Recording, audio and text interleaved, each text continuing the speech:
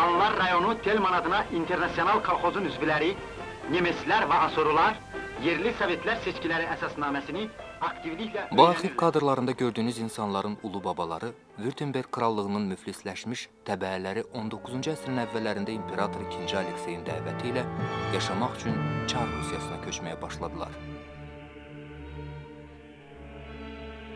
Onlar 1817-ci ildə Tiflis şəhərinin 35 verstliyində Marienfeld, 1819-cu ildə isə Gəncə şəhərinin 7 versliyində Xanlıqlar kəndinin ərazisində Yelenindorf adlı ilk koloniyalarını yaratdılar. Yerli əhalinin köçkünlərə isti münasibətinin nəticəsində sonralar Azərbaycan ərazisində başqa Alman koloniyaları da yarandı. Beləliklə, Rus imperiyasının millətlər xəritəsinə daha bir rəng əlavə olundu. Koloniyalardakı ciddi nizam, intizam və ağır zəhmət sayəsində bu ərazi tez bir zamanda üzümcülük və şərabçılıq rayonuna çevrildi.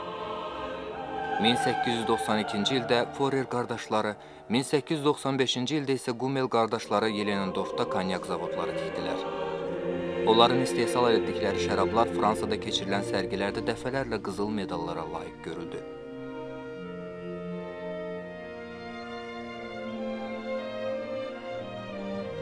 Rusiyada Çar hökumətinin yıxılması və bolşeviklərin hakimiyyətə gəlişi ilə hər şey dəyişdi. İkinci Dünya müharibəsinin başlanması SSR ərazisində yaşayan Almanlar üçün 2 qat faciə oldu. Sovet rəhbərlərinin nəzərində hər bir Alman potensial casus idi. Bu kadrlar lentə alınan zaman bu adamlar düz bir ildən sonra başlarına gələcək müsibətlərdən yəqin ki xəbərsizdilər.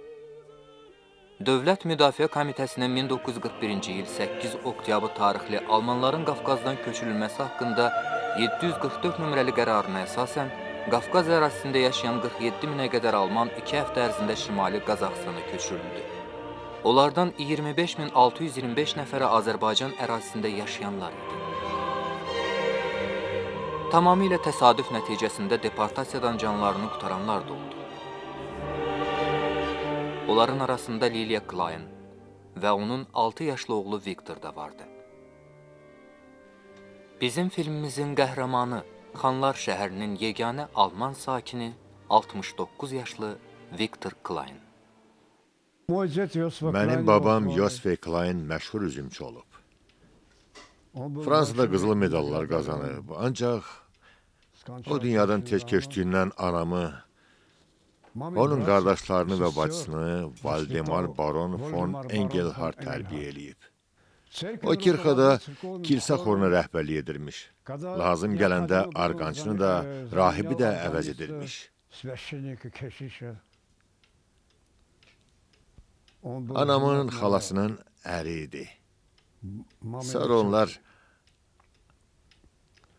Almaniyaya köçdülər.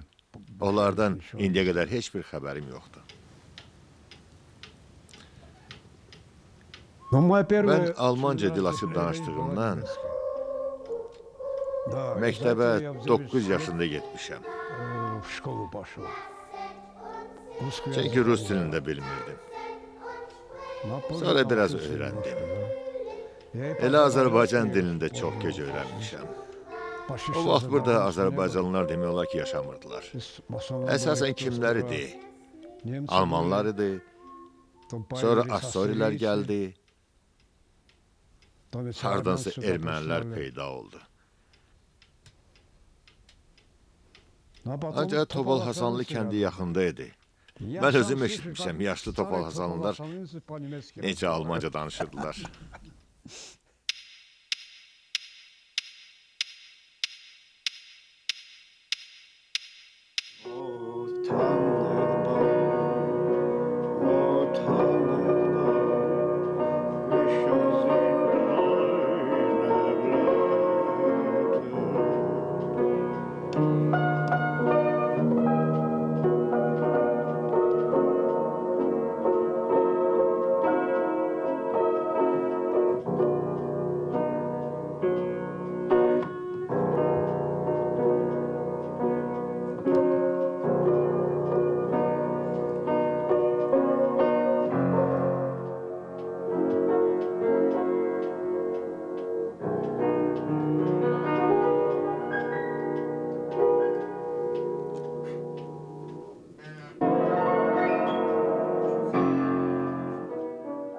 Burada yaşayan Almanların böyük əksəriyyəti musiqini sevirdilər. Çoxlar demiyorlar ki, hamısı pianoda çalmağı bacarırdılar. Hər bir evdə musiqi aləti vardı. Bax, bizim evdəki bu fortepiano Almaniyadan gətirilib. Yaşı 100'dən yuxarıdır. Julius Heinrich Zimmermann. Burada caz orkestrləri, simli orkestrlər, simfonik orkestrlər olub. Öz operettalarını səhnəyə qoyurlarmış. Çox musiqi sevən cəmaat imiş. Anam öz də əla piano çildi, gözəl oxuyurdu. Elə mən özüm də pis oxumurdum. Mənim baritonal bas operaya uyğun səsim vardı. Baritonalni bas, operni голос. Birinci viruslu gripdən sonra xroniki faringit tutum, səsimi itirdim. Получил laryngofарингит в хроническом состоянии.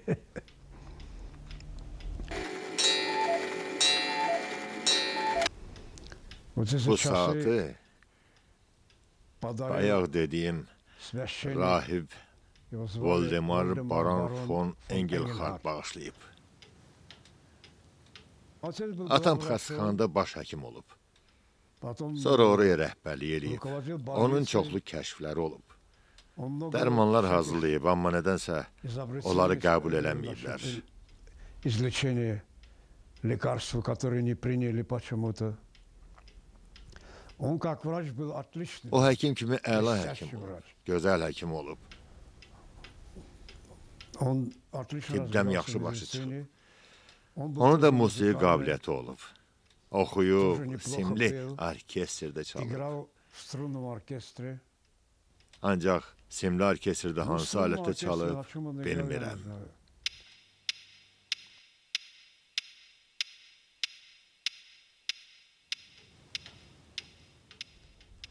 Burada yaşayan Almanlar çox istedadlı adamlar olublar. Onların daxilində nəsə xüsusi bir şey, dahiliyə yaxın bir şey olub. Burada qazıntılar da aparmışdılar. Köhnə ateistin yerində Gummel'in qazıntıları var idi. Yakov Gummel çox əhəmiyyətli işlər görüb. Çox maraqlı şeylər yazıb. Almanlar bura gələndə məndən soruşurlar ki, Gummel sənin ananın xalası olayım. Deyirəm ki, əlbəttə, bəs siz nə bilmişdiniz? Elə belə adamdılar. Mən onlara dedim ki, biz məşhur cəmaatıq.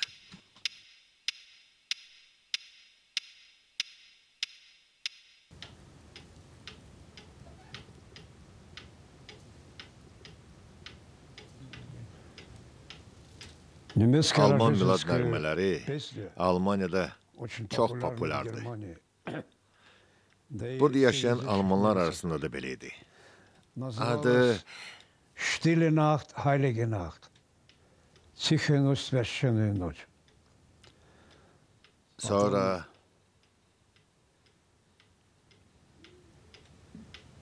Es ist ein Ros entsprungen.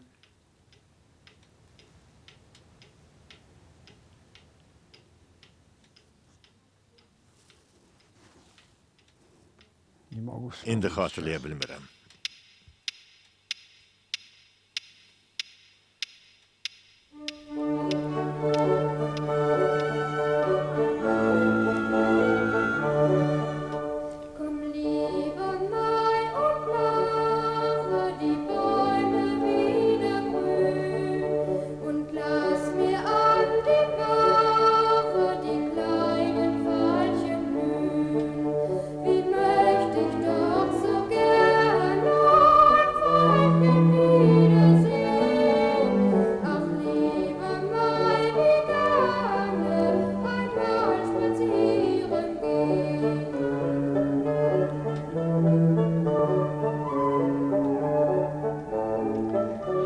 Mən o dövrləri çox az yaşadım.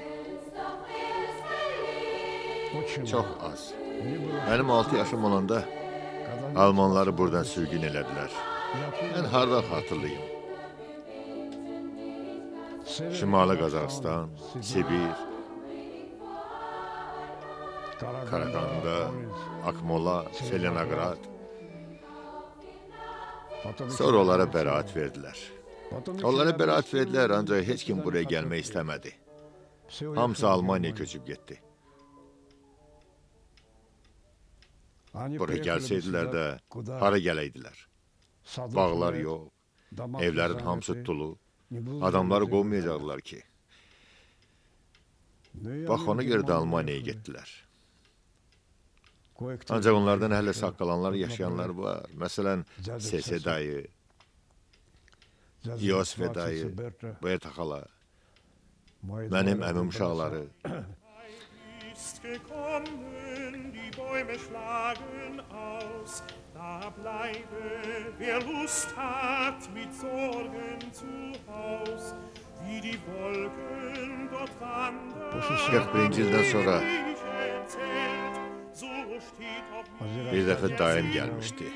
die weite, weite Welt. Sonra da bir dəfə uzaq bir qohumuz gəlmişdi, Franz Folmer. Onlar bizdən biraz aşağıda yaşayırdılar. Əsas isə mənim Almanyana əlaqəm yoxdur. Wer weiß, wo in der Ferne mein Glück mir noch blüht. Es gibt so manche Straße, da nimmer ich marschiert. Es gibt so manchen Wein, die ich nimmer noch probiert.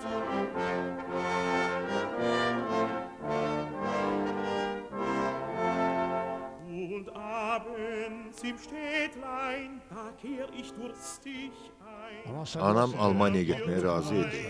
Bilirsiniz, o özü də, atası da, babası da burada doğulub. Demək olar ki, Qafqaz xalqıyıq biz. Oğlu babalarımızdır. Necə deyirlər, tarixi vətənimizdə yaşayıblar.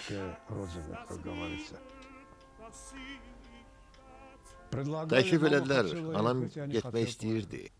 Mən istəmədim və mənə görə o da getmədi. Burada da dünyasını dəyişdi.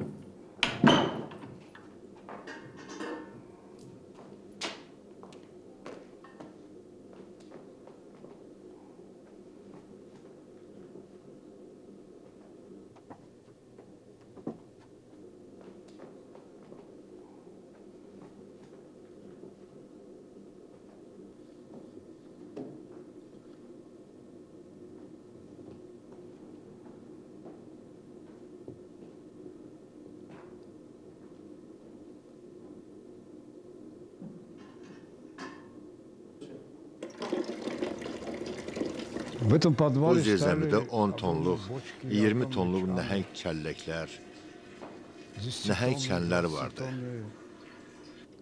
Qırmızı, çəhrayı, ağ, qara şərablarla, müxtəlif növlü disə şərablarla dolu olurdu bu çənlər. Hamısı müharibə vaxtı satıldı. Aclıq idi.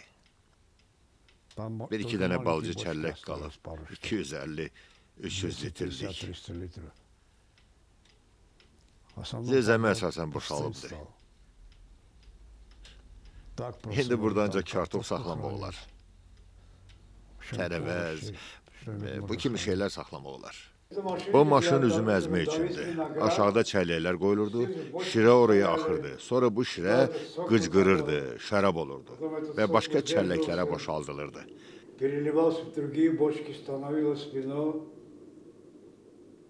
Bu maşının yaşı çoxdur. Mən bilmirəm, bəlkə müharibədən əvvəlki illərin, bəlkə də inqilabdan əvvəlki illərinkidir. Tərəzi də qədimidir. Ondan mənim başım çıxmır. Bu üzüm əzəni mən xatirə kimi saxlayıram. Düzdür, özümə pul lazım olur. Mən satmaq istəyirdim. Heyfim gəldi. Hamı mənə deyir, Məndgəy, sat, heyfin gəlməsin.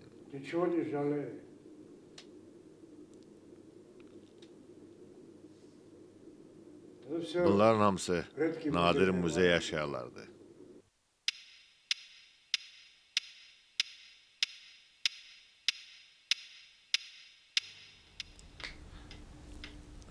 Azərbaycan Nizami Gəncəvinin, Füzulinin, Xaqaninin, Üzeyir Hacıbəyevin, Qara Qarayevin vətənidir, bizim vətənimizdir. Leyli və Məcnunu əsasında Shakespeare'in Romeo və Juliettasını və ya Schiller'in Məkrin məhəbbətini yazdığı bu dahi əsəri yaradan böyük şəxsiyyətlər Azərbaycanın yetirmələridir. Ancaq Azərbaycan çox az qiymətləndirilib.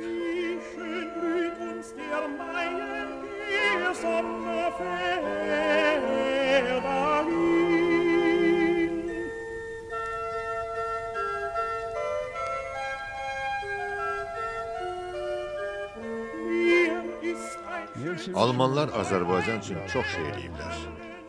Və Allah qoysa daha çox işlər görəcəklər. Əgər ermənilər Azərbaycana ziyan vurublarsa, Almanlar ancaq xeyri veriblər, verirlər və verəcəklər də. Wenn ich an sie gedenke, mein Herz ist freudenvoll. Wenn ich an sie gedenke, mein Herz ist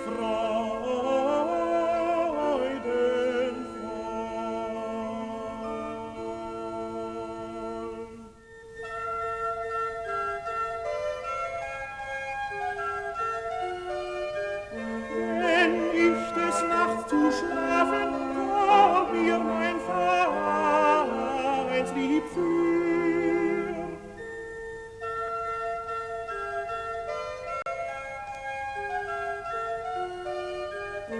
Wenn ich dann tu erwachen, so ist es